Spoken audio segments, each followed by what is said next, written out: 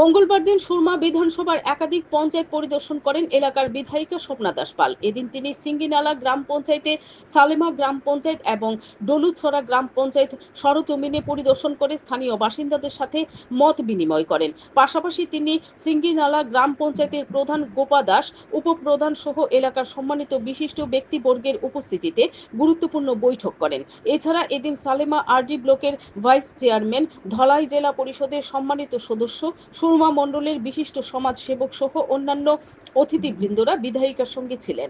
পঞ্চায়েতে গুরুত্বপূর্ণ বৈঠক করে এলাকার সার্বিক উন্নয়ন এবং আগামী দিনের কর্মপন্থা নিয়ে বিশদ আলোচনা করে সময়ের কাজ সময়ে করার নির্দেশ দেন।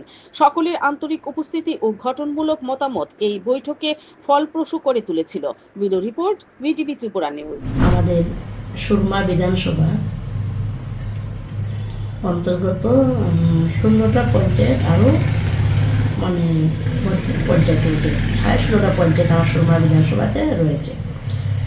আমরা গত বছরও আমাদের কেন্দ্রীয় সরকার এবং রাজ্য সরকারের যে বিভিন্ন প্রকল্পগুলো পঞ্চায়েতের মাধ্যমে সমাজের যারা জনগণ রয়েছেন তাদের কাছে পৌঁছানো হয়।